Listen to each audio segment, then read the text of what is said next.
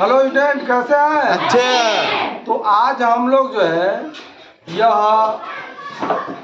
कक्षा 10 का जो है बेलन और शंकु, ठीक, बेलन और शंकु का आयतन का फार्मूला पढ़ेंगे। लेकिन सबसे पहले बेलन की उत्पत्ति कैसे होती है ये जानें।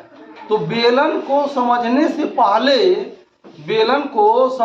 पहले सबसे पहले वृत्त के बारे में जानकारी होना चाहिए, क्योंकि जब बेलन बनता है तो बेलन के दोनों सिरों पर जो है उसका आकार वृत्त के जैसा ही होता है।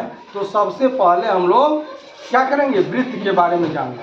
जैसे यह एक वृत्त है, तो इसका जो है यह केंद्र होता है और केंद्र से एक तरफ यह क्या कहलाता है, रेडियस अर्थात त्रिज्या। क्या कहलाता है, त्रिज्या, ठीक।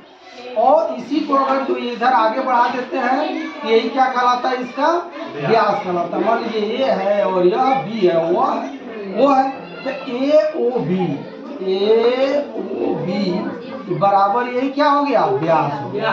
और इसको डी से डिनोट करते हैं, डायमीटर। और यह त्रिज्या ओ ए है, क्या है, ओ ए या ओ बी भी लिख सकते हैं इसको, ओ ए या ओ बी, ठीक। ओ बी ये भी क्या है, त्रिज्या है, आर है, ठीक। अब इसमें हम लोग दो चीजें जानते हैं, ठीक। इस वृत्त का क्या जानते हैं, परिमाप जानते हैं या परिधि जिसको कहते हैं, क्या कहते हैं, परिधि। तो परिधि बराबर क्या होता है, पढ़े आप लोग, परिधि बराबर क्या होता है, 2 पाई आर या होता है पाई गुणे व्यास जी होता है। इसका वृत्त का क्षेत्रफल बराबर क्या होता है, पाई आर स्क्वायर, ऐसा होता है। तो अब हम लोगों को इतना ज्ञान होना चाहिए।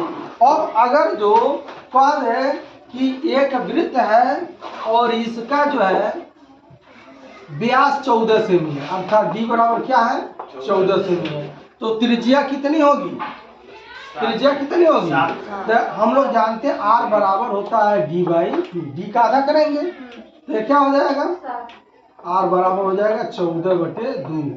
तो आर बराबर क्या हो गया, 7। अगर जिसको सीएम में नापते हैं तो भी क्या हो जाएगा, सीएम हो जाएगा, ऐसा हो जाएगा। अब कभी कभी प्रश्न को घुमा देता है, ठीक।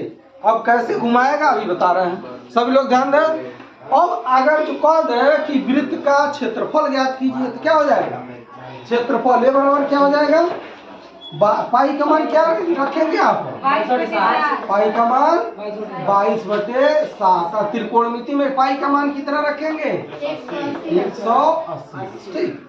तो यह हो गया एरिया, क्षेत्रफल निकाल रहे हैं।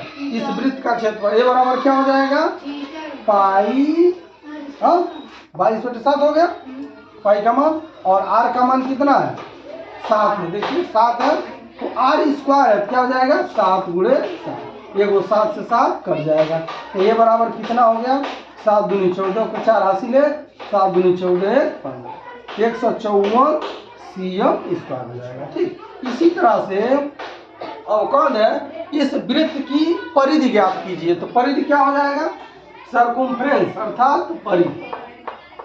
तो परिधि का फार्मूला हम लोग जान रहे हैं क्या, पाई गुणे डी पता है, आर रखेंगे तभी वही आएगा। तो ये हो जाएगा 22/7 गुणे डी का मान क्या है, 14।